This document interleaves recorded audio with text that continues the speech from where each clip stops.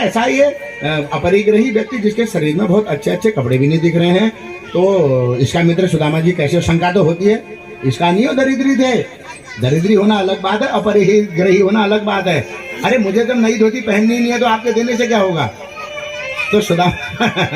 तो सुदामा जी जब गए द्वारपाल परमात्मा से कहा, भगवान हमारे गेट में एक साधु बाबा आए हैं, ब्राह्मण देवता आए हैं, वह कह रहे हैं कि कृष्ण मेरा मित्र हैं। उन्होंने कहा उनका नाम क्या है? बोले सुदामा है। आहा, जैसे सुना इतने में भगवान ने दामा कहने तक तो भगवान ने लगा दी दौड़ और गेट में चले गए। और जैसे ही सुदामा जी को देखा, भगवान ने सुदामा जी को प्रणाम किया, क्योंकि सुदामा ब्राह्मण है।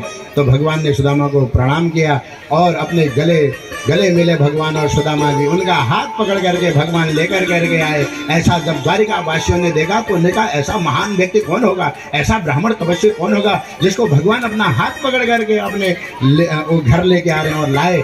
जो जिसको झूला कहते हो, भगवान ने उसमें भगवान सुदामा जी को बैठाया और बैठाने के बाद रुक्मणी मैया को बुलाया और अपने 8 की 8 रानियों को, 16,108 रानियों को, सबको बुलाया। आओ आओ, मेरा मित्र आया है, मेरा बचपन का मित्र सुदामा आया है, आज हम लोग धन्य हो गए। तुम परात लेकर के आओ। परात लाए और सुदामा जी के भगवान ने पाँव का प्रक्षालन करा। पहले दाहिने पाँव को धोया, फिर बाएं पाँव को धोया। सुदामा जी के चलते चलते पाँव में थोड़े कांटे चुभ गए थे। भगवान के आंखों से अश्रु आ गए। अरे मेरा ये मित्र देखो, मेरा मित्र होकर के इसके पाँव में इतना कष्ट हो गया मेरे पास आने के लिए। तो भगवान के आंखों से अश्रु गिर गए। उन अश्रुओं के प्रभाव से सुदामा जी के जो पाँव की पीड़ा थी वह पूरी चले गई, क्योंकि भगवान के तो अश्रुओं में भी क्या है? बोले भगवान के अश्रुओं में भी अमृत है। इसलिए जब सुदामा जी के दोनों पाँव में भगवान के अश्रु गए तो उनकी सारी पीड़ा का हरण हो गया। उन्होंने कहा मित्र तेरे पाँव में दर्द हो रहा है। उन्होंने कहा अरे कन्हैया तेरा स्पर्श करते ही मेरा दर्द सारा चलेगा। अरे नारायण, जिसको दीनबंधु परमात्मा सच्चिदानंद स्पर्श करेगा तो उसका तो दुख दूर होना ही है। देखो जब हम उस भगवान की कथा सुन रहे हैं, चर्चा कर रहे हैं, जब हमारे जीवन में देखो अभी हमें कितनी शांति प्राप्त हो रही है। बोले जब उस परमात्मा की कथा सुनने में ये आनंद है तो धन्य हुआ सुदामा जो उसके पाँव पखार रहा है। ये सुदामा की महिमा है नारायण। और हम उसको गरीब कह रहे हैं। जिसका परमात्मा कृष्ण पाँव पखार रहा है वह सुदामा गरीब कैसे हो सकता है? वह गरीब नहीं है नारायण, वह दरिद्री नहीं है। असली धनी तो वही है, क्योंकि उसके पास कृष्ण नाम का धन है और हमारे पास यह संसार का धन है। हमारा धन तो नष्ट हो जाएगा, पर उसका यह कृष्ण रसामृत का जो धन है, या कृष्ण नाम का जो धन है, उनका जो मृत कृष्ण है, बोले वह धन तो कभी नष्ट होने वाला नहीं है। उसमें से तुम जितना ले लोगे कम ही पड़ेगा। इस प्रकार भगवान सुदामा जी को सुलाते हैं और अब कहते हैं सुदामा जी आप आराम करो, थक गए हो गए। कहते हैं मेरी भाभी मैया ने कुछ मेरे लिए खाने को नहीं भेजा है क्या? कहते हैं कि सुदामा जी की जो पत्नी थी उसने कुछ चावल भेजे थे। हैं चावल कितने भेजे थे? बोले घर में कम था तो 3 मुट्ठी चावल भेजे थे। तो सुदामा जी को थोड़ी शर्म लग रही है, क्यों मेरा मित्र इतना बड़ा राजा है, द्वारिकाधीश है, तो इसको ऐसे चावल दूंगा तो अच्छा नहीं लगेगा। पर भगवान तो भक्त वत्सल है ना।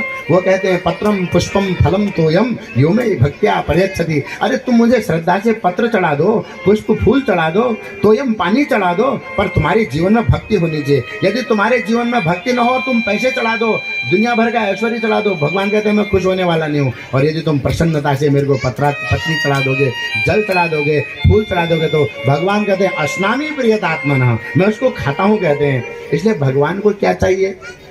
इसलिए भगवान ने सुदामा जी से ले लिए जबरदस्ती और लेकर के सुदामा जी खाने लग गए। जैसे ही सुदामा जी के चावल को भगवान ने एक ग्रास खाया, भगवान ने सुदामा जी को 1 लोक की संपत्ति दे दी। जैसे ही दूसरा ग्रास खाया, दूसरी लोक की संपत्ति दे दी। इतनी देर में तीसरा खाने ही वाले थे, रुक्मणी मैया ने हाथ पकड़ लिया। बोले हमें भी तो चाहिए। हमें चाहिए का मतलब ये था भगवान यदि तुम सारी संपत्ति सुदामा को दे दोगे तो हमारा क्या होगा। दूसरा भाव ये था कि भगवान आप अकेले अकेले प्रसाद खा रहे हो, थोड़ा ही ब्राह्मण देवता का प्रसाद हमें भी तो दो, हम भी तो देखें इस प्रसाद में। क्योंकि भगवान बड़ी मधुरता से, बड़े चाव के साथ उसको खा रहे थे, बड़े आनंद के साथ खा रहे थे। नारायण प्रातः काल हुआ, सुदामा ने कहा कृष्ण कन्हैया अब मैं जा रहा हूँ।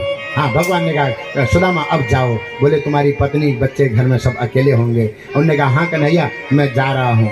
और पत्नी ने कहा था ये तुम्हारे जीवन में थोड़ी जो अल्पता है इसके लिए तुम थोड़ा सा मेरे लिए कहना, अपने लिए तो क्या कहना, अपने लिए तो सुदामा जी कहना ही नहीं चाहते थे। तो महाराज सुदामा जी धन्य है, सुदामा जी ने मांगा ही नहीं भगवान से, और भगवान उससे भी ज्यादा धन्य है, भगवान ने दिया भी नहीं और पूछा भी नहीं।